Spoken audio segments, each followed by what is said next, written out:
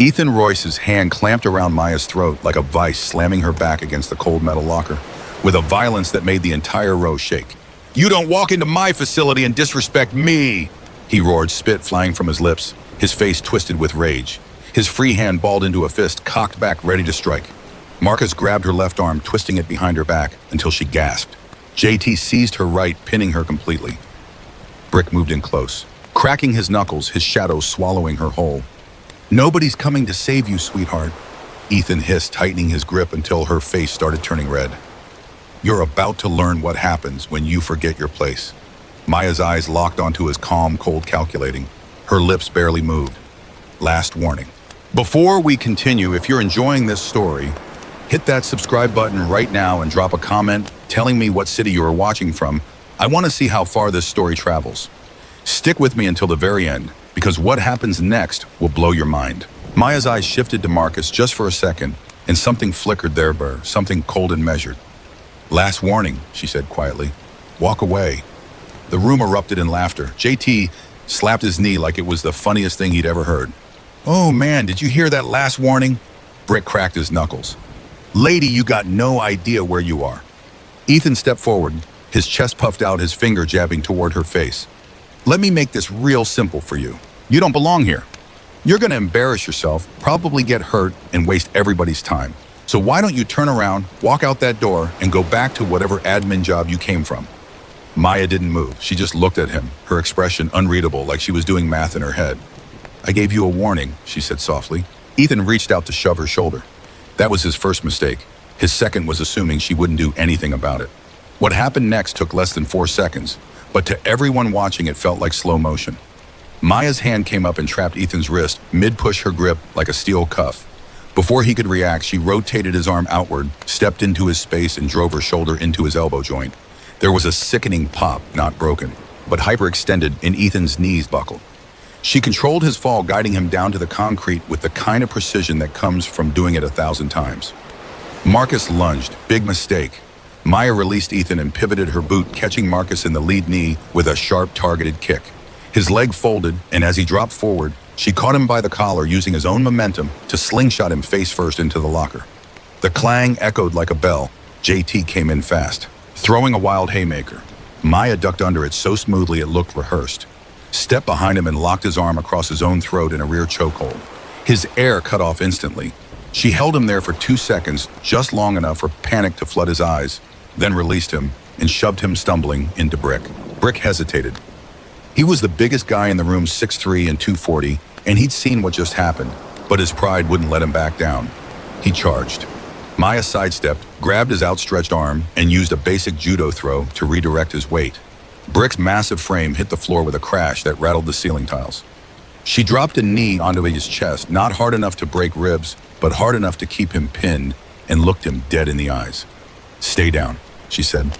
He did. The room went silent, completely silent. 4 men were on the ground, groaning, gasping, clutching sore joints and bruised egos. Maya stood in the center, her breathing steady, not even winded. She straightened her shirt, smoothed her ponytail, and walked calmly toward the door. Nobody moved. Nobody said a word. As she reached the threshold, she stopped and glanced back. "Next time," she said, her voice cutting through the stillness. "Listen to the warning." Then she was gone. For a long moment, nobody spoke. Then Marcus, still holding his nose, muttered, "What the hell was that?" Ethan sat up slowly, cradling his arm. His face was pale, his earlier confidence completely shattered. "I don't know," he said hoarsely, "but that wasn't normal." JT leaned against the lockers, rubbing his throat. "She moved like she's done this before. A lot." Brick finally rolled to his side and pushed himself up. "You think she's military?" Ethan shook his head. "No patches, no rank. She didn't even introduce herself." Marcus wiped blood from his lip. "Maybe she's a contractor or an instructor." "Instructors don't dress like that," JT said, "and they definitely don't show up without an escort." Brick's voice dropped. "Then who is she?"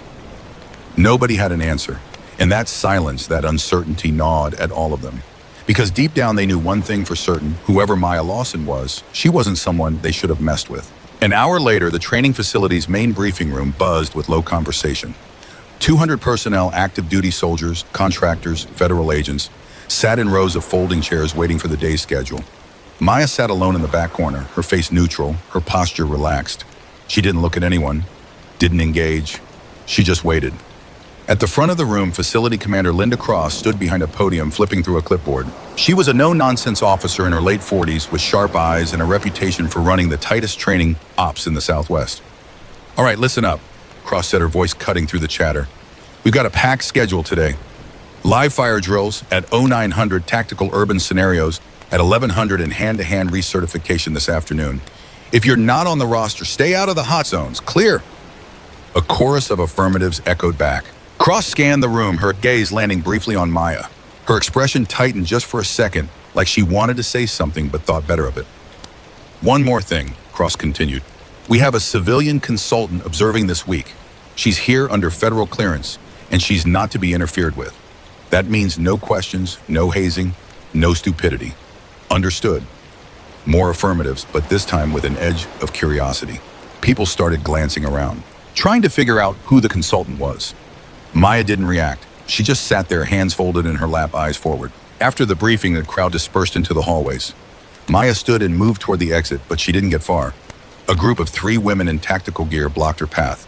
Sergeant Kayla Reese, Corporal Jen Malik, and a stocky contractor named Tasha Nguyen. Kayla crossed her arms. "You're the consultant," Maya nodded once. "I am." "Got a name?" Tasha asked, her tone skeptical. "Maya." Jen tilted her head. "Maya what?" "Just Maya." The 3 women exchanged looks. Kayla's jaw tightened. "Look, I don't know what strings you pulled to get clearance, but if you're here to observe, stay out of the way. We don't need someone without combat experience slowing us down." Maya's expression didn't change. "Understood." Tasha snorted. "Yeah, I bet." As they walked away, Jen muttered loud enough for Maya to hear. "Probably some bureaucrat's niece." Maya exhaled slowly and continued walking. She'd been through worse. Much worse. Later that afternoon, the hand-to-hand recertification began in the facility's main training gym, a cavernous space with padded mats, heavy bags, and reinforced sparring rings. Instructors shouted commands, and pairs of trainees grappled, tested holds, practiced strikes.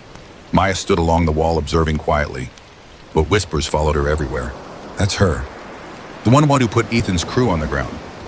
I heard she didn't even break a sweat. She's got to be special forces. No way, she's too small. You see what she did to Brick Dude's a tank." Ethan and his crew stood on the opposite side of the gym, watching her with a mix of resentment and wariness. Marcus leaned close to Ethan. "You gonna let that slide?" Ethan's jaw clenched. "She caught us off guard, that's all." "You sure about that?" JT muttered. Ethan didn't answer, but his eyes stayed locked on Maya, burning with humiliation. Across the gym, one of the senior instructors, a grizzled former Marine named Sergeant Dale Kowalski, noticed the tension. He walked over to Maya, his boots thudding heavily on the mat. "You're the consultant," he said flatly. Maya turned to face him. "Yes, Sergeant." Kowalski looked her up and down, his expression skeptical. "Commander Cross says you're cleared to observe. That mean you're cleared to participate?" Maya hesitated. "If necessary?" "That's not an answer. I'm here to watch, not interfere." Kowalski grunted. "Yeah, well, watching doesn't teach you much. You ever actually been in a fight, or you just read about it in a manual?" The gym went quiet. Everyone was listening now. Maya met his eyes calmly. "I've been in a few." "A few?" Kowalski smirked. "How about you step on the mat and show us what a few looks like?" Maya didn't move. "I don't think that's a good idea, Sergeant." "Why not afraid you'll embarrass yourself?" The challenge hung in the air. Maya could feel every eye on her, the weight of expectation pressing down. She knew what this was, a test, a trap. If she refused, they'd call her weak. If she accepted, they'd call her arrogant. Either way, she lost. But she also knew something they didn't. She'd already won this fight 100 times before. She just didn't want to hurt anyone. "With respect, Sergeant," Maya said quietly, "I'm not here to prove anything." Kowalski's smirk widened. "That's what I thought." He turned to the crowd. "All right, back to work. Show's over." But as he walked away, he muttered just loud enough for her to hear, "Typical desk jockey." Maya's hands tightened into fists for just a moment. Then she released them and turned back to the wall. She'd been called worse and survived worse. This was nothing. They laughed. That was their final mistake. Maya's right hand shot up, fingers driving hard into the pressure point just below Ethan's wrist. His grip on her throat released instantly, involuntarily, like his hand had been electrocuted. Before he could process what happened, she twisted her shoulders, breaking Marcus's hold on her left arm. with a sharp rotational movement that hyperextended his elbow. He screamed and stumbled backward. JT tried to tighten his grip on her right arm, but Maya dropped her weight using gravity and leverage to yank him off balance. Her elbow drove backward into his solar plexus with surgical precision. The air exploded from his lungs and he crumpled. Brick lunged forward, but Maya was already moving. She ducked under his massive arm, swept his lead leg, and when his weight shifted, she used a palm strike to his chest that sent all 240 pounds of him crashing onto the concrete floor like a felled tree. The entire sequence took 6 seconds. 4 men down. Maya stood in the center, breathing steady, her hand rubbing her throat where Ethan had choked her. The red marks were already forming. Ethan staggered to his feet, cradling his wrist, his face pale with shock and rage. "You crazy?" He didn't get to finish. Maya stepped forward so fast he flinched. "I warned you," she said, her voice low and ice cold. "You put your hands on me. You made a choice. Now live with it." Marcus was still on his knees, clutching his elbow, tears streaming down his face. "She broke my arm. She broke my arm." "It's hyperextended," Maya corrected without looking at him. "Ice it for 20 minutes. Then get it checked. You'll be fine in 2 weeks." JT wheezed on the floor, struggling to breathe. Brick sat up slowly, his hand pressed against his sternum, his eyes wide with disbelief. Maya looked at each of them in turn, her expression unreadable. "You wanted to teach me a lesson," she said quietly. "Consider it learned." Then she turned and walked out of the locker room, leaving them sprawling in her wake. Outside in the hallway, Maya's hands trembled slightly. She clenched them into fists and forced herself to breathe. She hadn't wanted this, hadn't wanted to hurt anyone, but they'd left her no choice. The old instincts had kicked in automatically, muscle memory from years of training, years of survival. She'd tried to warn them. They just wouldn't listen. She made her way to the women's barracks, found an empty bathroom, and locked herself in a stall. She leaned against the cold tile wall and closed her eyes. Her throat ached. Her pulse was still elevated, but worse than the physical pain was the familiar feeling creeping back in the isolation, the alienation, the weight of being different. She'd spent 3 years as a ghost, 3 years invisible, untraceable, alone. And even now, back among people, she still felt like a ghost. Nobody saw her. They only saw what they wanted to see: a woman, a target, a threat. 15 minutes later, Commander Linda Cross's office door slammed open, and Ethan Royce stormed in, his face flushed with anger. Cross looked up from her desk, her expression hardening immediately. "Royce, you better have a damn good reason for barging in here without knocking. That consultant you brought in, she assaulted 4 of my men." Cross set down her pen slowly. "Assaulted. She attacked us in the locker room. Marcus's elbow is messed up, JT can barely breathe. And Brick's got bruised ribs. She's dangerous, Commander. She shouldn't be here." Cross leaned back in her chair, her eyes narrowing. "Let me get this straight. 4 trained combat personnel, all outweighing her by at least 50 pounds, got taken down by 1 unarmed woman. And you're telling me she's the problem?" Ethan's jaw clenched. "She didn't give us a chance to what? Intimidate her, rough her up a little, make her feel unwelcome." Cross's voice turned sharp as a blade. "I warned you people. I told you explicitly not to interfere with her. What part of that didn't you understand?" Ethan shifted his weight, his confidence faltering. "We didn't know she was what? Capable, trained, exactly who I said she was." Cross stood up, her hands flat on the desk. "Get out of my office, Royce, and tell your buddies if they can't follow orders, they can pack their gear and leave. I don't have time for this high school garbage." Ethan opened his mouth to argue, then thought better of it. He turned and left, slamming the door behind him. Cross exhaled slowly, rubbing her temples. She picked up her phone and dialed a secure line. It rang twice before a deep voice answered. "Hayes? Garrett, it's Linda. We've got a problem." Across the facility, Maya sat alone in the cafeteria, a tray of untouched food in front of her. The room was only half full, but she could feel the stares, hear the whispers. Everyone knew by now. The story had spread like wildfire. The consultant who put 4 men on the ground without breaking a sweat. Some people looked at her with curiosity, others with suspicion, a few with outright hostility. Maya kept her eyes down, her posture neutral. She'd learned a long time ago how to make herself small, invisible, unthreatening. But it never worked. People always saw what they wanted to see. A chair scraped across from her. She looked up. A man in his early 30s sat down, his expression friendly but cautious. He had dark hair, sharp green eyes, in the easy confidence of someone who'd been through fire and come out intact. Lieutenant Dylan Cross, the commander's nephew. Maya had noticed him earlier during the briefing, one of the few people who hadn't stared at her like she was an exhibit in a zoo. "Mind if I sit?" he asked, even though he already had. Maya shook her head. It's a free country. Dylan smiled slightly. That's debatable. He set down his own tray, chicken, rice, vegetables, and started eating like it was the most natural thing in the world. Maya watched him warily. You're not here to interrogate me. Nope. Threaten me. Definitely not. Then what do you want? Dylan swallowed a bite of chicken and met her eyes. To eat lunch, same as you. Maya didn't respond. She just stared at him, trying to figure out his angle. Everyone had an angle. Dylan sighed. Look, I know what happened in the locker room. Word travels fast around here. And for what it's worth, those guys had it coming. Ethan Royce is a bully with a fragile ego, and his crew just follows his lead. You defended yourself. End of story. So Maya's guard dropped slightly. Your aunt doesn't seem to think it's the end of the story. My aunt is trying to keep this facility from turning into a circus.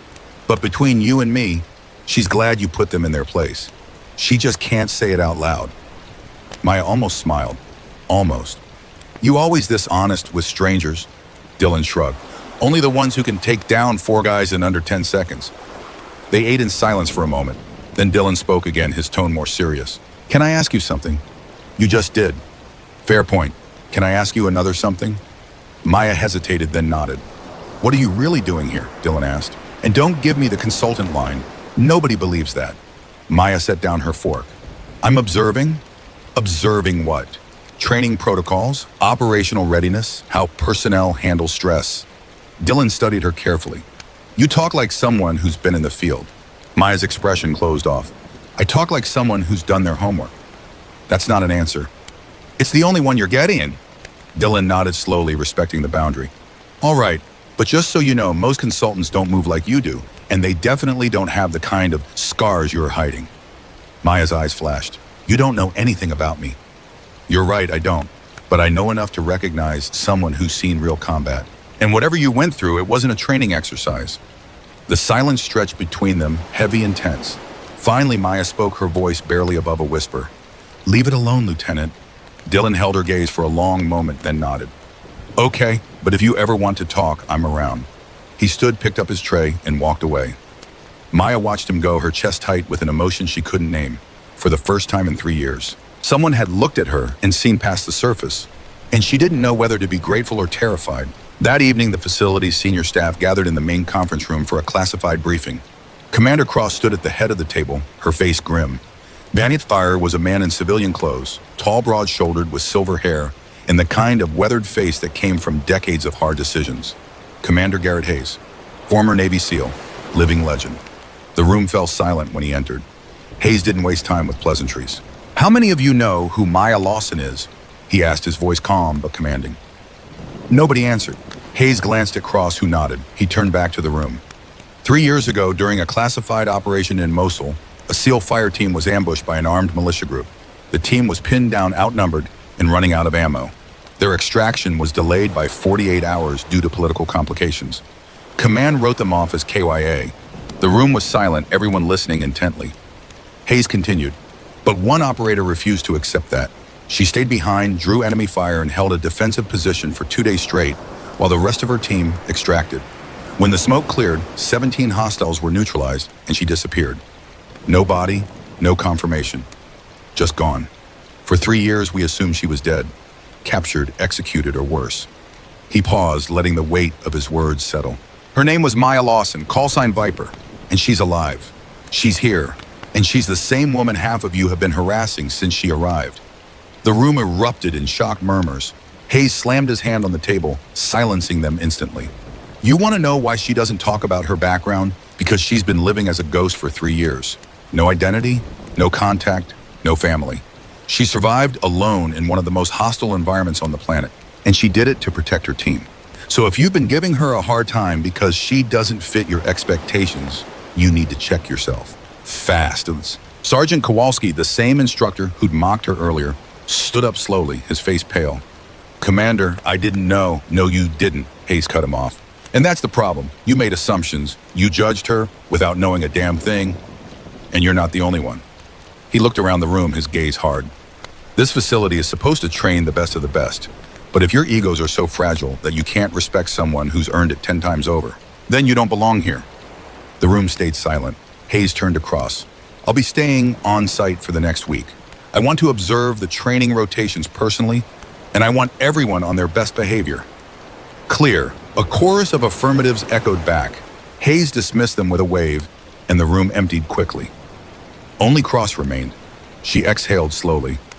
That went better than I expected. Hayes shook his head. It's not over. The people who targeted her won't just let this go. Humiliation breeds resentment, and resentment breeds stupidity. Late that night, Maya sat alone in her assigned quarters, a small Spartan room with a single bed, a desk, and a window overlooking the desert. She'd showered, changed into civilian clothes, and was staring at her phone debating whether to make a call. Her mother's number was saved under a fake name. They hadn't spoken in 3 years. Finally, she pressed dial. It rang 4 times before a familiar voice answered. Hello. Maya's throat tightened. Mom, it's me. There was a long pause, then a sob.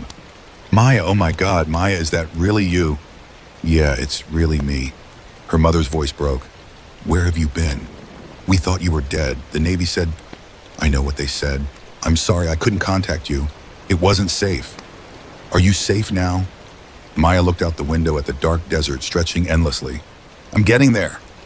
They talked for 20 minutes and Maya listened to her mother cry, laugh, and ask 100 questions she couldn't answer.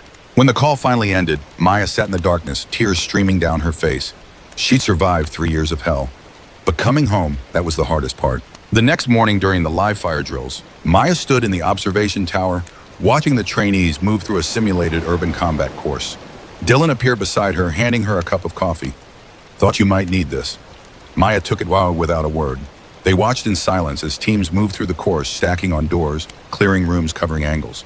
Dylan spoke quietly. Commander Hayes told us who you are. Maya stiffened. And I'm sorry for what people put you through. Maya didn't respond. Dylan continued. For what it's worth, I think what you did in Mosul was incredible. Most people wouldn't have lasted 2 hours. You lasted 2 days. I didn't do it to be incredible, Maya said quietly.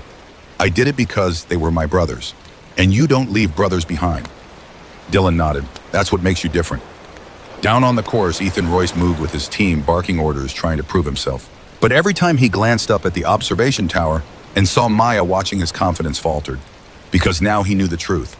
He hadn't fought a consultant, he'd fought a ghost. And ghosts don't forget. But knowing the truth didn't make the resentment disappear. It made it worse. 3 days after Hayes' briefing, the sabotage started small. Maya's gear went missing from her locker. Her training schedule was altered without notice, forcing her to show up to the wrong drills at the wrong times. Her name was left off assignment rosters. At first she ignored it. She dealt with worse in Mosul enemy snipers, IEDs, nights without food or water. A few missing items and administrative games were nothing, but then things escalated. On the 4th day during a night navigation exercise in the desert, Maya's GPS unit malfunctioned 2 miles from base. The coordinates scrambled, the battery drained, and she was left alone in the dark with no communication. She made it back on foot using stars and terrain memory, arriving 3 hours late, covered in dust and dehydration. Commander Cross was waiting at the gate, her face tight with anger. What happened out there? Maya wiped sweat from her face. Equipment failure. Your unit was inspected this morning. It was functional. Then someone tampered with it after inspection. Cross's jaw tightened.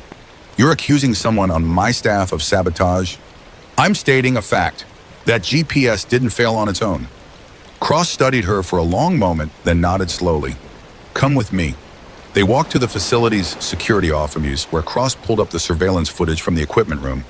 The timestamp showed 1400 hours right after inspection. The video played. A figure in tactical gear entered, glanced around, then moved to Maya's locker. The angle was poor, the face obscured by a cap, but the build was unmistakable. Ethan Royce. He pulled out Maya's GPS, opened the battery compartment, did something with his hands, then closed it and put it back. The whole thing took 45 seconds. Cross slammed her hand on the desk. Son of a... She grabbed her radio. Security, I need Royce in my office, now. Maya put a hand on her arm. Don't. Cross turned surprised. He sabotaged your equipment. You could have died out there. I didn't. And if you come down on him now, it'll only make things worse. He'll play the victim. Say I'm getting special treatment. Turn the whole facility against me. Yeah, no. Cross exhaled sharply. So what do you want me to do? Nothing. I want you to let me handle it my way. Your way almost got 4 men hospitalized. Maya's eyes hardened. They put their hands on me first. Royce hasn't touched me. Yet. But if he does, I'll make sure it's the last mistake he makes. Cross stared at her, torn between protocol and respect. Finally, she nodded. Fine, but the second he crosses a line, I'm pulling him. Understood. Understood. Maya left the office, her mind already working through scenarios. Royce was escalating because humiliation had turned to obsession. He needed to prove she wasn't special, wasn't better, wasn't untouchable, and men like him didn't stop until someone made them stop. She just had to wait for the right moment. That night, Maya couldn't sleep. She lay on her bunk, staring at the ceiling, her mind cycling through the last 3 years. Mosul, the ambush, the 48 hours of hell. She remembered the weight of her rifle, the sound of bullets ricocheting off concrete, the smell of burning oil and blood. She remembered her team leader, Sergeant First Class Ramon Torres, bleeding out in her arms. Get them out, he'd whispered, his voice wet and fading. Promise me. I promise. Then go, leave me. Not a chance. She'd held that position for 2 days, moving between windows, conserving ammo, making every shot count. When the extraction bird finally came, she'd carried Torres's body to the roof herself, refused to leave him behind. But the bird only had room for the living. The pilot had screamed at her over the rotor wash. We can't take him. Leave him. No, you stay. You die. She'd looked at Torres's lifeless face, then at her team climbing into the helo, and made a choice. She pushed Torres's dog tags into the pilot's hand. Tell his family he didn't suffer. Then she jumped off the roof before anyone could stop her. The helo lifted off. She watched it disappear into the smoke-filled sky. And then she ran. For 2 years, she survived in the shadows of Iraq and Syria, moving between safe houses, trading intel for food, staying one step ahead of militias who wanted her dead. She became a ghost, no name, no country, no identity, just survival. When she finally made it back to U.S. territory through a covert extraction network, the Navy didn't know what to do with her. Officially, she was dead. Her family had been notified, her benefits paid out. Bringing her back meant paperwork, investigations, questions nobody wanted to answer. So they gave her a choice: stay dead or come back under a new identity with restrictions.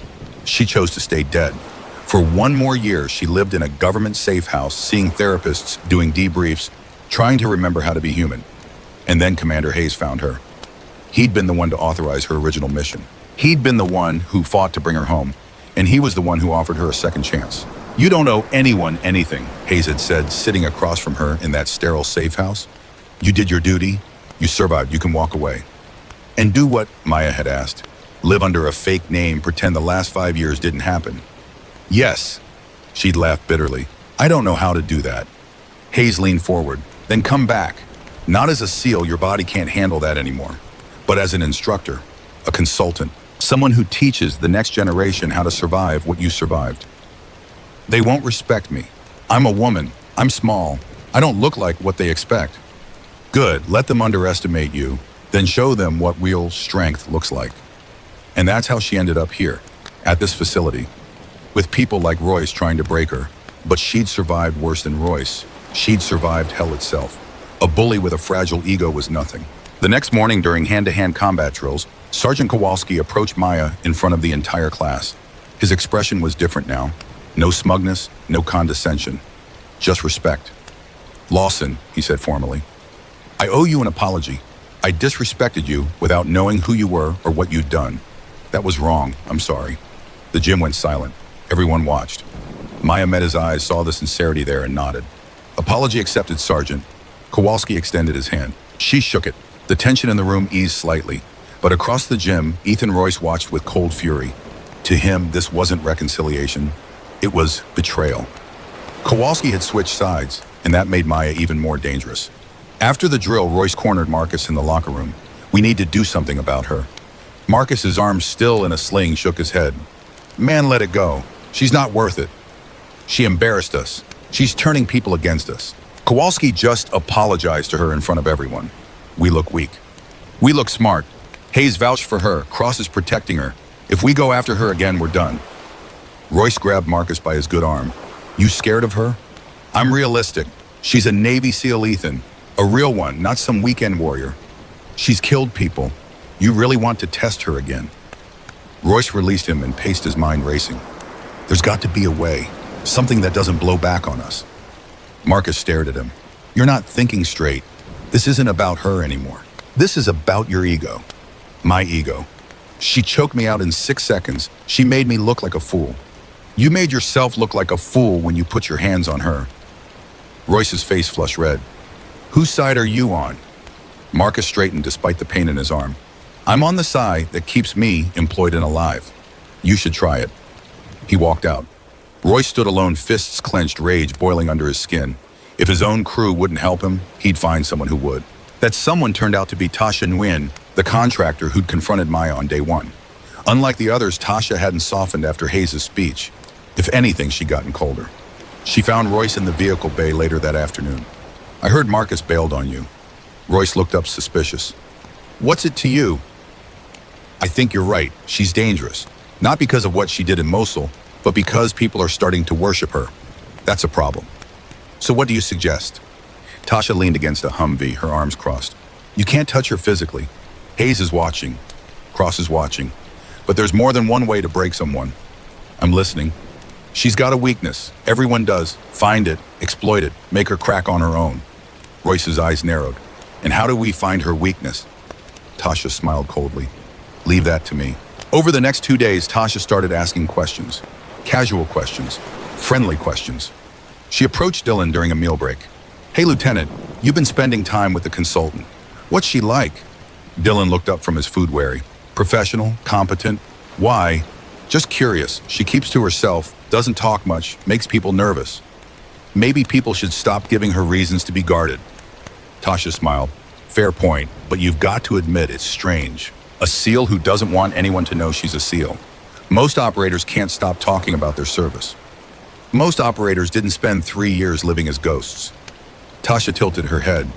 You know what happened to her over there? Only what Hayes said. Ambush, extraction, survival. No details. If there were details, they're classified. And even if they weren't, it's none of our business. Tasha backed off, but she learned something valuable. Dylan was protective of Maya, which meant Maya trusted him, which meant he was a vulnerability. She reported back to Royce. The lieutenant's got a soft spot for her. Use that. Royce frowned. How? Make her think he's in danger, or better yet, make her think she's putting him in danger. Guilt is a powerful weapon. Royce thought about it, then nodded slowly. I like it. But before they could act, everything changed. On the 5th night at 2300 hours, the facility's alarm system screamed to life.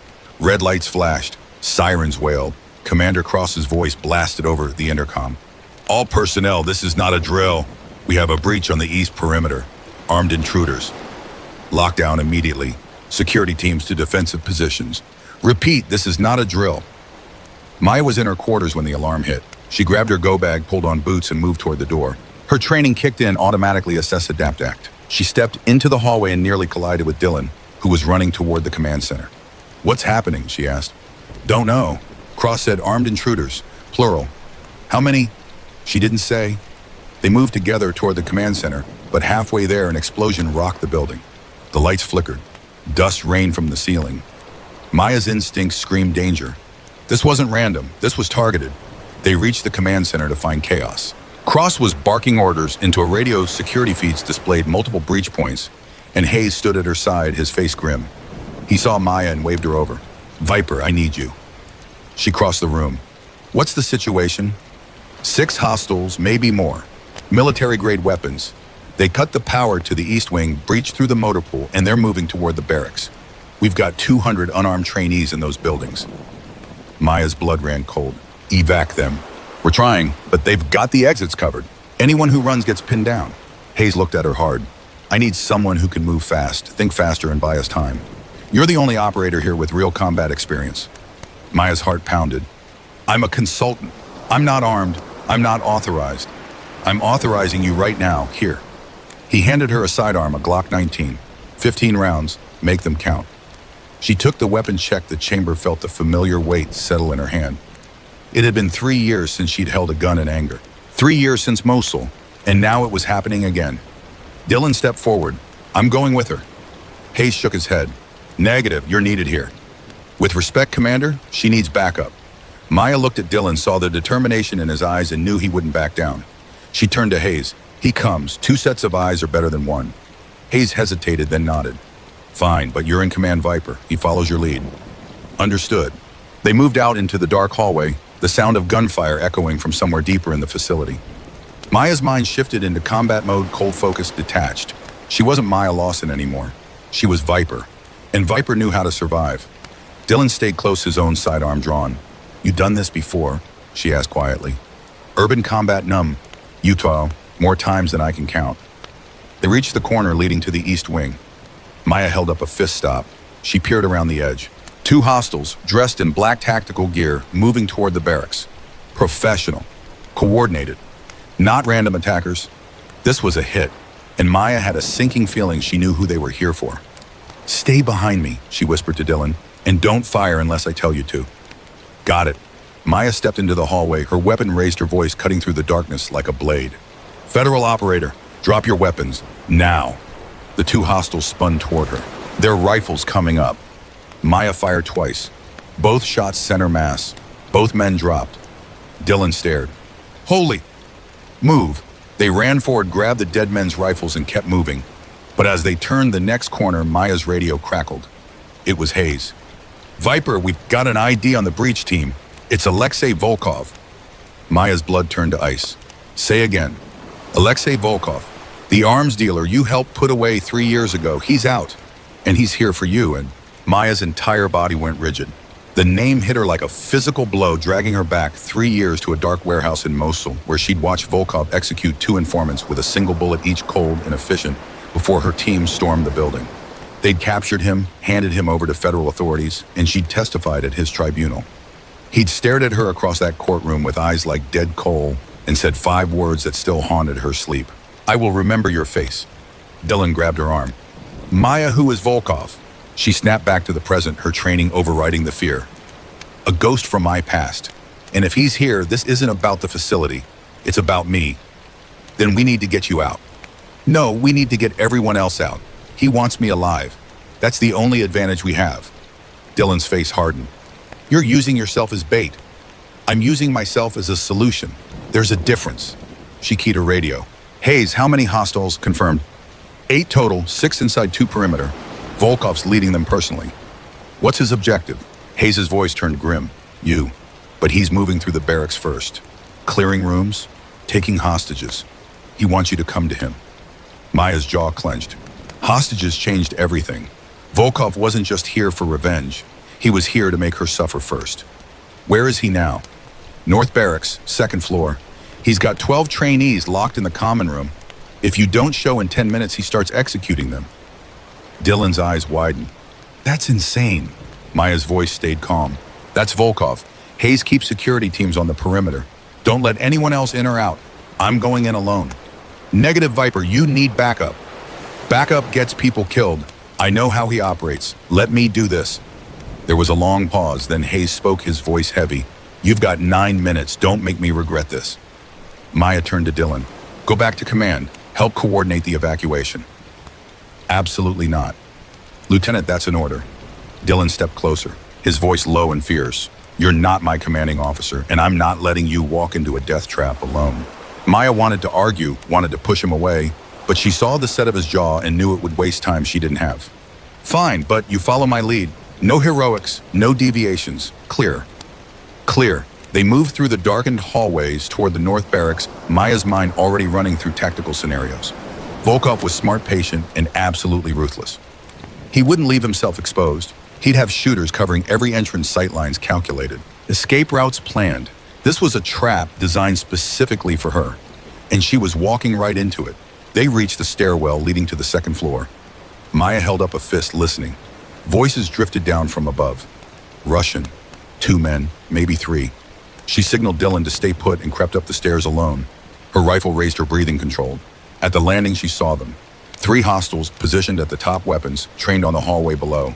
Standard Overwatch formation. She could take them, but not without noise, and noise would alert Volkov. She descended back to Dylan and whispered, 3 shooters, top of the stairs. We can't go through them." "Then how do we get up?" Maya thought fast. "Ventilation shaft, runs parallel to the stairwell. We can bypass them, come up behind." "How do you know there's a shaft?" "I studied the facility blueprints my first day here. Standard reconnaissance." Dylan shook his head in amazement. "You really are a SEAL." They found the maintenance access panel 2 doors down, pried it open quietly, and climbed into the narrow shaft. The metal was cold and cramped, barely wide enough for their shoulders. They crawled in silence, Maya leading until they reached the second-floor junction. She pushed open the grate and dropped into an empty storage room. Dylan followed. They were behind the Overwatch team now, one hallway away from the common room where Volkov held the hostages. Maya checked her watch. 6 minutes left. They moved to the door and Maya peered through the window. The common room was large open with tables and chairs shoved against the walls. 12 trainees sat on the floor in the center, their hands zip-tied behind their backs, their faces pale with terror. And standing over them, calm as death itself, was Alexei Volkov. He looked exactly as Maya remembered. Tall, lean, with sharp Slavic features and silver-streaked hair pulled back in a ponytail. He wore black fatigues and a tactical vest, a pistol holstered at his hip, and he held a radio in one hand like a conductor preparing for a symphony. 2 more hostiles flanked him, rifles trained on the hostages. Volkov raised the radio to his lips and spoke in accented English. Maya Lawson, I know you are listening. I know you are close. You have 4 minutes to present yourself, or I will execute the first hostage. After that, 1 every 60 seconds until you show your face. One of the trainees, a young woman Maya recognized from the firing range, started crying. Volkov glanced down at her without emotion. Tears will not save you. Only she can do that, and we will see if she cares enough to try. Maya's hands tightened on her rifle. Dylan leaned close. We can't take all 3 before they shoot the hostages. I know.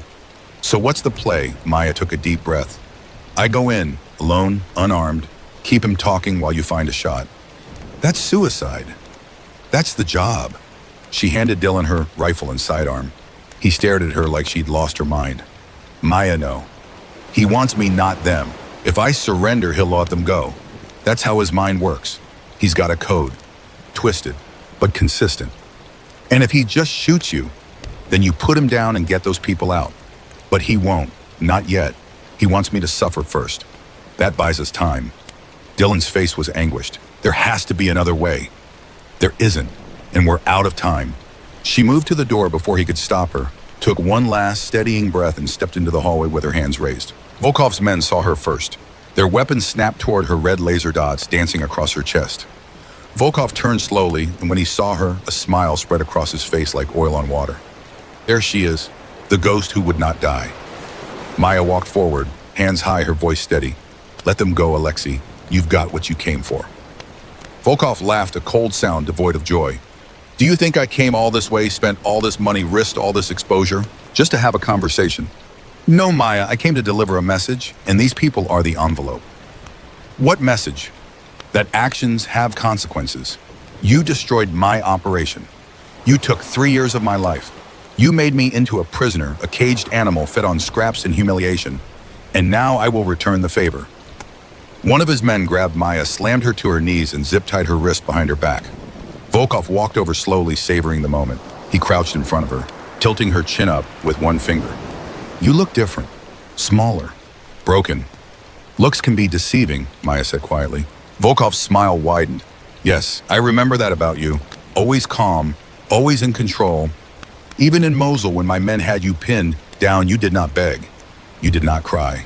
You simply fought. Like a viper. He stood and addressed his men in Russian.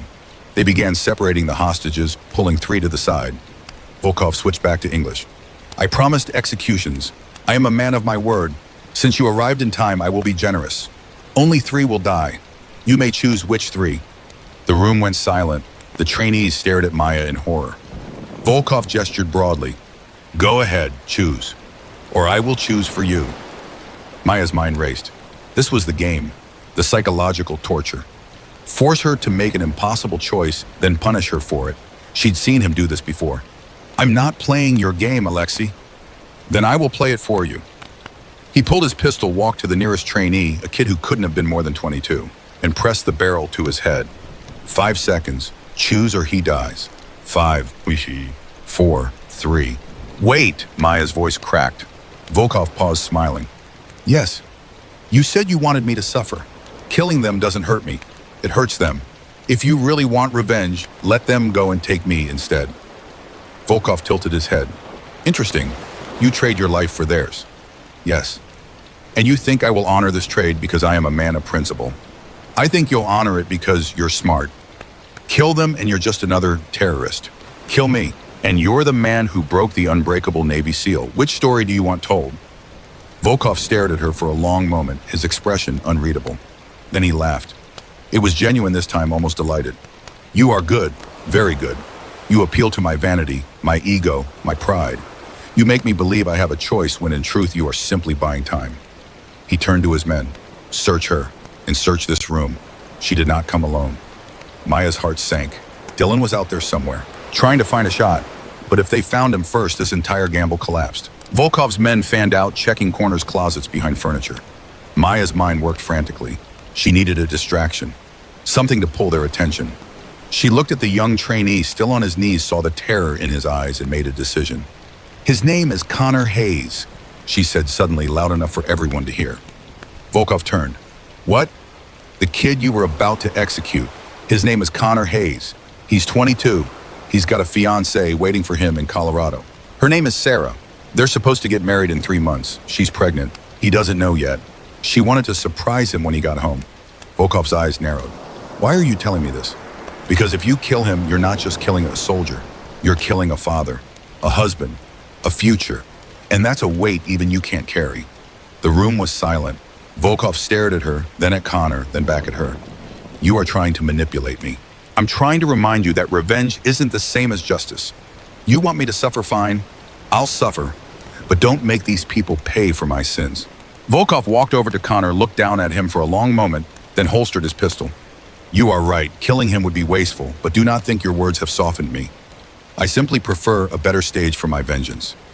He gestured to his men. Take the hostages to the first floor. Lock them in the storage bay. We are leaving. One of his men spoke in Russian. What about her? Volkov smiled. She comes with us. We have a long journey ahead, and I have much to discuss with her. They hauled Maya to her feet and began moving the hostages out, but as they filed toward the door, Dylan made his move. He stepped out from behind a false ceiling panel in the hallway, rifle raised, targeting Volkov. Federal agent, drop your weapon. Volkov spun, drew his pistol in a blur, and fired 3 shots. Dylan dove behind a concrete support column, the round sparking off the wall inches from his head. He returned fire, catching one of Volkov's men in the shoulder. The man screamed and dropped. Chaos erupted. The hostages scattered, running for cover. Volkov's remaining men opened fire on Dylan's position, shredding the concrete with automatic bursts. Maya, still zip-tied, threw herself to the floor and rolled toward the nearest table, using it for cover. Volkov moved like a predator, calm and focused despite the chaos. He grabbed Connor by the collar and dragged him toward the exit, using him as a human shield. Dylan, don't shoot, Maya screamed. Dylan held his fire, his face twisted with frustration. Volkov backed toward the stairwell, Connor struggling in his grip. This is not over, Maya. I will return for you, and next time there will be no mercy. He shoved Connor forward, fired 2 covering shots, and disappeared down the stairs. His men followed, laying down, suppressing fire. Dylan ran to Maya, pulled a knife from his belt, and cut her zip ties. Are you okay? She nodded, rubbing her wrists. The hostages. Most got out, a few are hiding. We need to secure this floor. But before they could move, an explosion rocked the building. The lights went out completely. Emergency generators kicked in, bathing everything in red. Hayes' voice crackled over the radio. Viper report. Maya grabbed her radio. Volkov's retreating. He's heading for the east exit. Cut him off. Negative. He rigged the motor pool with explosives. We've got fires on 3 levels and structural damage. I'm calling in federal response teams, but they're 20 minutes out. We don't have 20 minutes. He's going to slip out and disappear. Then let him go. You did your job. You saved the hostages. Maya looked at Dylan, then at the smoke rising from the stairwell, then back at the radio. Every instinct screamed at her to pursue, to finish this, to make sure Volkov never hurt anyone again. But Hayes was right. Pursuing him alone into a collapsing building was suicide. She keyed the radio. Copy, standing down. But Dylan saw the look in her eyes and knew she was lying. They moved through the smoke-filled hallways, helping the remaining hostages evacuate, directing them toward the south exits where security teams waited. The building groaned and shuddered around them, sections of ceiling, collapsing, electrical fires spreading. Maya's lungs burned. Her eyes watered. But she kept moving, kept searching, because someone was still unaccounted for. Connor Hayes. She found him on the first floor, pinned under a fallen support beam, his leg twisted at a bad angle. He was conscious, but fading, his face gray with shock. Connor, stay with me. She braced her shoulder against the beam and lifted with everything she had. It didn't budge. Dylan appeared beside her, adding his strength. Together, they lifted the beam just enough for Connor to drag himself free. His leg was broken badly, bone visible through torn fabric. Maya pulled off her belt, fashioned a tourniquet, and tightened it above the break. You're going to be okay. You're going to see Sarah. You're going to meet your kid. You hear me? Connor's eyes focused on her, tears cutting tracks through the soot on his face. Thank you, he whispered. Dylan lifted Connor in a fireman's carry, and they ran for the exit. Behind them, another explosion shook the building, and the entire north wing began to collapse inward like a dying star. They burst through the emergency exit into the cool desert night, gasping for air, covered in ash and blood. Paramedics swarmed them immediately, taking Connor, checking Dylan and Maya for injuries. Commander Hayes appeared, his face etched with relief and fury. Volkov, Maya shook her head. Gone, Hayes cursed. We'll find him. Federal teams are already setting up roadblocks. He won't get far. But Maya knew better. Men like Volkov didn't get caught twice. They learned, adapted, disappeared into networks of corruption and shadow. He was already gone, and someday he'd come back. The facility burned behind them, flames licking at the desert sky, smoke blotting out the stars. 200 personnel stood in the assembly area, shaken but alive. 12 hostages rescued. 3 hostile combatants dead. 2 escaped, including Volkov. Commander Cross approached her uniform, singed her face, exhausted. Lawson, I don't know whether to court-martial you or give you a medal. I'll take neither, ma'am. I just want to sleep for a week. Cross almost smiled. Fair enough. Get checked by medical, then report to debrief at 0600. Yes, ma'am. As Cross walked away, Dylan sat down beside Maya on the curb, both of them staring at the burning building. That was insane, he said. That was Tuesday, Maya replied. Dylan laughed despite everything. You do that a lot. Save people, fight terrorists, nearly die. More than I'd like. They sat in silence for a moment. Then Dylan spoke quietly. Connor's going to be okay. Medics said the tourniquet saved his life. If you hadn't known what to do, I did know. That's the job. Not for a consultant. Maya looked at him, saw the question in his eyes, and decided he deserved the truth. I stopped being a consultant the moment Volkov showed up. Right now. I'm just a soldier trying to finish what I started 3 years ago. Dylan nodded slowly. Then I'm glad you're on our side. Across the assembly area, Ethan Roy stood with Marcus, watching Maya from a distance. His face was unreadable, but something had shifted in his eyes. He'd seen her go into that building, seen her come out carrying Connor, seen her risk everything for people who'd treated her like dirt. Marcus spoke quietly. Still thinks she doesn't belong here. Royce didn't answer for a long time. Then he walked toward Maya, his steps slow and uncertain. Dylan saw him coming and tensed, but Maya put a hand on his arm. It's okay. Royce stopped a few feet away, his hands shoved in his pockets, his earlier arrogance completely gone. I owe you an apology. Maya waited. I was wrong about you, about everything. You didn't have to go in there. You didn't have to save Connor, but you did. And I just wanted you to know that I see it now. I see who you are. Maya studied him for a long moment. Apology accepted. But if you ever put your hands on me again, next time I won't stop at hyperextension. Royce nodded, almost smiled, then walked away. Dylan shook his head. Hell of a night. Yeah. You think it's over? Maya looked at the horizon where sirens wailed and federal helicopters circled like steel vultures. No, Volkov's still out there. And as long as he is, this isn't over. But somewhere deep inside, beneath the exhaustion and pain and lingering fear, Maya felt something she hadn't felt in 3 years. Purpose. She wasn't a ghost anymore. She was a soldier again. And soldiers didn't run from fights. They finished them. 3 days after the attack, the facility was still a war zone. Federal investigators swarmed the compound, sifting through rubble, interviewing witnesses, documenting evidence. The North Barracks was a blackened skeleton, condemned and cordoned off with yellow tape. But training continued. Commander Cross insisted on it. We don't stop because someone tries to break us, she'd said at the morning briefing. We prove they failed. Maya sat in a temporary medical tent, getting her 3rd round of examination. The doctor, a Navy corpsman named Lieutenant Rachel Kim, shone a light in her eyes and frowned. You've got a mild concussion, bruised ribs, smoke inhalation damage, and you're running on maybe 4 hours of sleep in 3 days. You need to stand down. I'm fine. You're not fine. You're upright. There's a difference. Maya met her eyes. How's Connor Hayes? Kim's expression softened. Surgery went well. They pinned his leg. He'll walk again. Probably with a limp, but he'll walk. His fiancée flew in yesterday. You saved his life, you know. I did my job. Your job was consultant. What you did was combat medicine under fire. That's not in any consultant's job description. Maya didn't respond. Kim sighed and closed her tablet. Look, I don't know your full story, and I'm not asking. But whatever you've been through, you're carrying it like a 50-pound ruck. Eventually that weight breaks you. Talk to someone, please. I'll think about it. That's what everyone says right before they don't. Kim stood to leave, then paused. Connor asked to see you. Room 12 when you're ready. After Kim left, Maya sat alone in the tent staring at her hands. They were steady now. No tremors, no shakes. But she remembered how they'd felt 3 nights ago, zip-tied behind her back, helpless, while Volkov pressed a gun to a kid's head. She remembered the cold calculation in his eyes, the certainty that he'd won. And she remembered the choice she'd made to trade herself for them, knowing it might be the last choice she ever made. That's what haunted her, not the fear, not the pain, the willingness to die.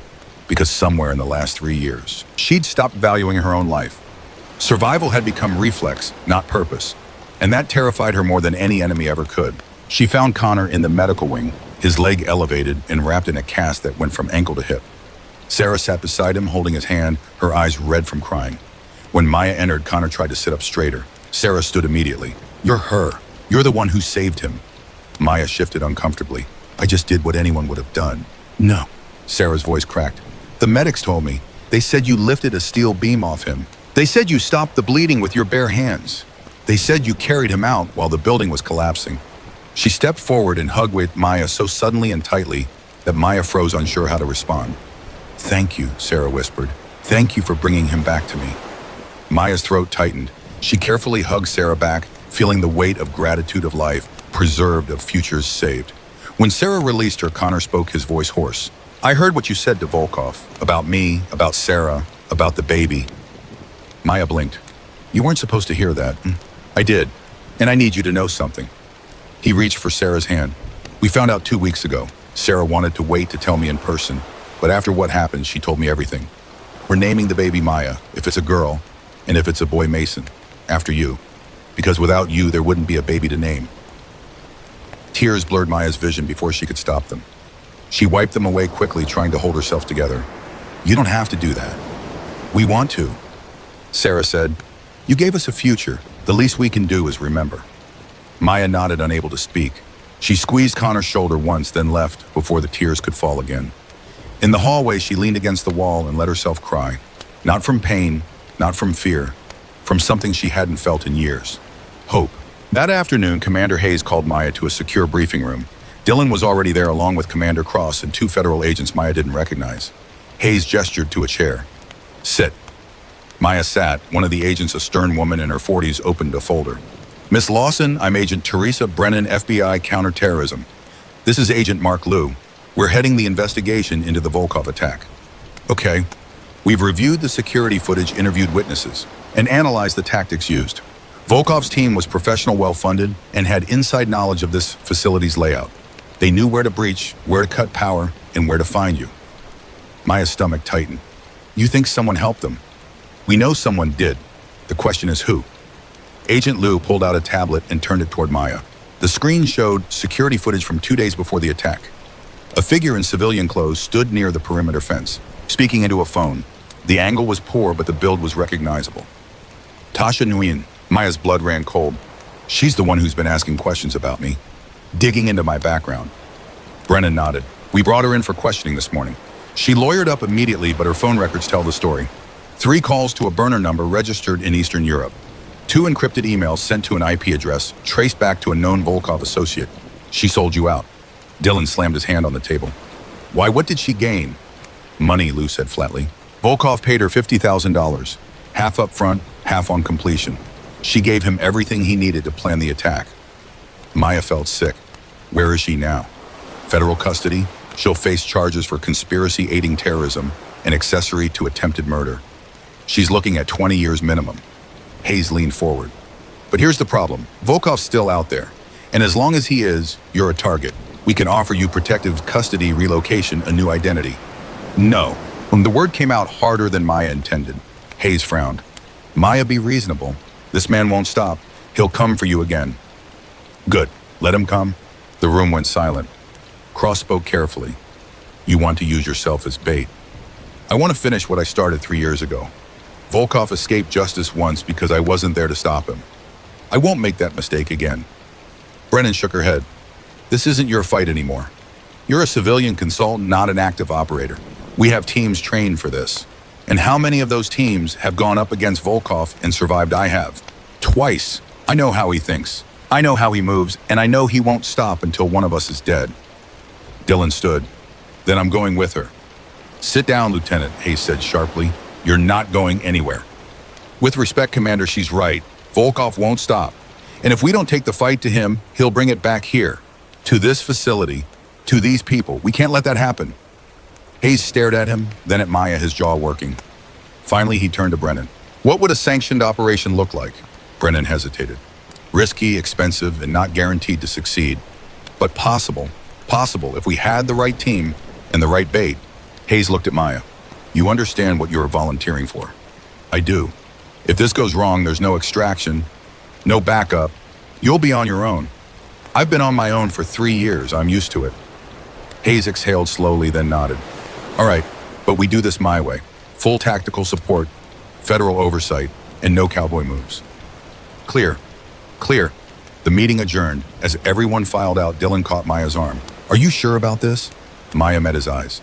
He took 3 years of my life. He tried to kill innocent people to get to me, and he's going to keep doing it until someone stops him. So yeah, I'm sure. Dylan nodded slowly. Then I'm with you, all the way. You don't have to do this. I know, but I'm doing it anyway. For the first time in days, Maya smiled. Not a big smile, not a happy one, but real. Thank you. Over the next week, the plan took shape.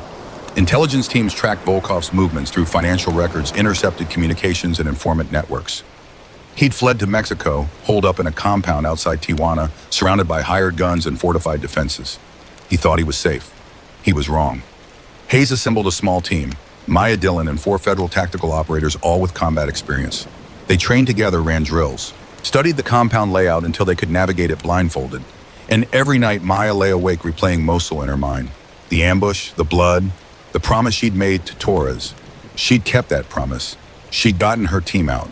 But the cost had been everything. Her identity, her life, her humanity. This time would be different. This time she wasn't saving strangers. She was ending a threat. And she was doing it with people she trusted beside her. The night before the operation, Maya sat alone on the roof of the temporary barracks watching the stars. Footsteps approached. Commander Cross sat down beside her.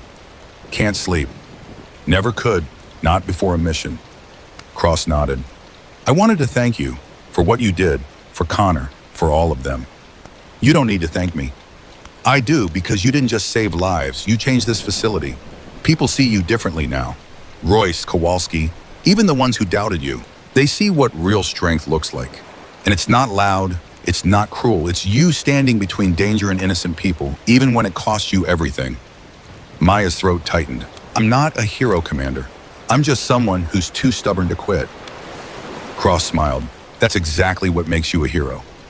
She stood to leave, then paused. Bring him down, Maya, and then come home. We need people like you. I'll do my best. After Cross left, Maya pulled out her phone and called her mother. It rang 3 times before the familiar voice answered. Maya. Hey, Mom. Are you okay? I saw the news. They said there was an attack. I'm fine, I'm safe, but I need to tell you something. Her mother's voice trembled. You're leaving again, aren't you? Maya closed her eyes. Just for a little while. There's something I need to finish. Something I should have finished 3 years ago. Maya, please, you've done enough. You've sacrificed enough. Come home. I will, I promise, but I need to do this first. Not for the mission, not for revenge, for me, so I can finally let it go. Her mother was silent for a long moment. Then she spoke, her voice breaking. I'm so proud of you and so scared for you. I know, but I'm not alone this time. I've got good people with me, and when it's over, I'm coming home. For real.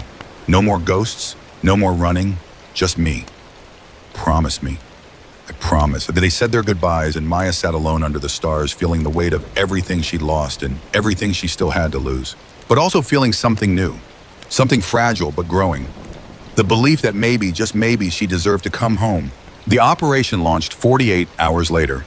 They crossed the border, covertly moved through the desert under cover of darkness, and staged 2 miles from Volkov's compound. Hayes coordinated from a mobile command center. Maya, Dylan, and the 4 operators moved in on foot. The compound was exactly as intelligence described. High walls, guard towers, floodlights. But Volkov had made one critical mistake. He'd assumed Maya would come for revenge loud and angry. Instead, She came like a ghost. They breached the perimeter at 0300, neutralizing guards silently with suppressed weapons. Dylan moved like he'd been doing this his whole life, covering angles, watching her back. The operator swept the outer buildings while Maya headed for the main house. She knew Volkov would be inside, waiting, because men like him didn't run twice. They stood their ground and forced you to come to them. She entered through a side door, her weapon raised, her breathing controlled. The house was dark, quiet, but she felt him. Felt his presence like a cold wind. She moved through the hallway, clearing rooms until she reached the study. The door was open. Volkov sat behind a desk, a glass of whiskey in his hand, his pistol resting on the table in front of him. He looked up when she entered and smiled. "I knew you would come." Maya kept her weapon trained on him. "It's over, Alexei. You're surrounded. Federal teams are outside. You've got nowhere to go." "Perhaps, but I achieved my goal." "What goal? You failed. The hostages lived. I'm still standing. You lost." Volkov shook his head slowly. "You do not understand. I did not come to kill you. I came to remind you that you cannot escape your past, that no matter how far you run, it will always find you. And now you will spend the rest of your life looking over your shoulder, waiting for the next attack, the next threat, the next ghost." Maya lowered her weapon slightly. "You're wrong. I'm not running anymore. And I'm not afraid, because I've already survived the worst thing that could happen to me. I've been dead, and I came back. So whatever you think you've won, you haven't. You've just given me one more reason to keep living." Volkov's smile faded. For the first time, uncertainty flickered in his eyes. "You cannot kill me. You are not a murderer." "You're right, I'm not." Maya raised her radio. "Brennan, he's secure. Send in the team." Federal agents flooded the room, weapons drawn. Volkov was cuffed and dragged to his feet. As they led him past Maya, he stopped and looked at her one last time. "This is not over." Maya met his gaze without flinching. "Yes, it is." And for the first time in 3 years, she believed it. 2 weeks later, Maya stood in Commander Hayes' office at the California facility. Hayes sat behind his desk, looking older and more tired than she remembered. "Volkov's being extradited. He'll face trial in federal court. Between the attack here and his previous convictions, he's looking at life without parole." "Good." Hayes leaned back. "The agency wants to bring you back. Full reinstatement, active duty, your rank restored.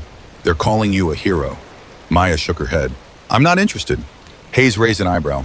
"You spent 3 years fighting to survive. Now you don't want to come back." "I want to come back, just not as an operator. I'm done with combat, done with missions, done with being a ghost." "Then what do you want?" Maya took a breath. "I want to teach. I want to train the next generation. Show them that strength isn't about violence or dominance. It's about discipline, restraint, protecting people who can't protect themselves. I want to build the program you offered me, and I want Dylan Cross as my second in command." Hayes studied her for a long moment, then nodded slowly. "All right, you've got it. But there's one condition." "What's that?" "You also take Ethan Royce." Maya blinked. "You're joking." "I'm not. Royce requested reassignment to your program. He wants to learn from you, says he spent his whole career doing things the wrong way, and he wants to change." Maya didn't know what to say. Finally, she nodded. "Okay, but he follows my rules. No exceptions." "Fair enough." Hayes stood and extended his hand. "Welcome home, Maya." She shook it, feeling the weight of those words settle over her like a Urim blanket. Home. It had been so long since she'd had one. As she left the office, Dylan was waiting in the hallway. "So what did he say?" "We're building a program. You're my second, and Royce is our first student." Dylan laughed. "This is going to be interesting." "That's one way to put it." That evening, Maya stood outside the medical wing holding a small gift bag. She knocked on Connor's door. He was sitting up in bed, Sarah beside him, both of them smiling. "Maya, come in." She entered and handed him the bag. "I heard you're being discharged tomorrow. Thought you might want this." Connor opened it and pulled out a small wooden box. Inside was a military challenge coin, worn and scratched. "This was my team leader's," Maya said quietly. "He gave it to me the night before Mosul. Told me it would bring me luck. I'm passing it to you, for your kid, so they know their dad is a fighter." Connor's eyes filled with tears. "I can't take this." "You already did. Take care of it, and take care of them." She nodded to Sarah, then left before they could say anything else. Outside, the desert sun was setting, painting the sky in shades of orange and gold. Maya pulled out her phone and sent a text to her mother. "Coming home, for real this time. I love you." 3 months later, the new training program launched. Maya stood in front of 30 recruits, all of them watching her with a mix of curiosity and respect. Dylan stood beside her, Ethan Royce sat in the front row, his earlier arrogance replaced by quiet determination. Maya addressed the class. Most of you know who I am. Some of you know what I've done. But none of that matters. What matters is what you're going to do. This program isn't about making you tougher or meaner. It's about making you better. Better soldiers, better leaders, better people. You're going to learn that real strength isn't about how hard you can hit. It's about how much you can endure, how much you can protect, how much you can sacrifice without losing yourself. She paused, looking each recruit in the eye. I spent 3 years as a ghost. No name, no identity, no life. I survived because I had to. But surviving isn't the same as living. And the moment I stopped just surviving and started protecting people again, I found my way home. Her voice strengthened. That's what I'm going to teach you. Not how to survive, but how to live. How to stand between danger and the innocent. How to make the hard choices. And how to come home when it's over. The room was silent. Then Ethan Royce stood. Permission to speak, ma'am. Maya nodded. Royce looked around at the other recruits, then back at her. I was one of the people who underestimated you, who tried to break you. And I was wrong, dead wrong. You're the toughest person I've ever met. Not because of what you can do in a fight, but because of what you chose not to do. You could have ended me that first day. But you didn't. You gave me a warning, and when I didn't listen, you stopped me without destroying me. That's real strength. And that's why I'm here, to learn how to be that kind of soldier. The other recruits nodded, some murmured agreement. Maya felt something shift inside her, the last piece of her broken identity falling into place. She wasn't a ghost anymore. She wasn't a weapon. She wasn't even just a soldier. She was a teacher, a leader, a protector. And for the first time in 3 years, she was whole. 6 months later, Maya received a letter. It was handwritten, postmarked from Colorado. She opened it carefully. Inside was a photo of Connor and Sarah holding a newborn baby girl with dark eyes and a tuft of black hair. On the bottom, Sarah had written, Maya Elizabeth Hayes, 8 pounds, 4 ounces, born healthy and loved. Thank you for giving us this miracle. We will never forget. Maya pinned the photo to the wall of her office, right next to her challenge coin and a faded picture of her old team in Mosul. She stared at it for a long time, feeling the weight of everything she'd lost and everything she'd gained. Then Dylan knocked on her door. Ready, class starts in 5. Maya smiled. Yeah, I'm ready. As they walked toward the training hall, Dylan spoke quietly. You ever regret it? Coming back. Maya thought about it. About Mosul, about Volkov, about 3 years of surviving in the shadows. About the choice she had made to stop being a ghost and start being human again. No, she said finally. I don't regret it, because I'm not running anymore. I'm not hiding. I'm home, and that's worth everything. Dylan nodded. They entered the hall together, side by side, ready to teach the next generation how to fight, not with anger, but with purpose. Not with cruelty, but with discipline. Not for glory, but for the people who couldn't fight for themselves. And as Maya stood in front of her recruits, she realized something profound. She'd spent 3 years thinking she was dead. But the truth was she'd just been waiting. Waiting to remember what she was fighting for. Waiting to find people worth protecting. Waiting to come home. The ghost was gone. The soldier remained. And Maya Lawson had finally found her place in the world.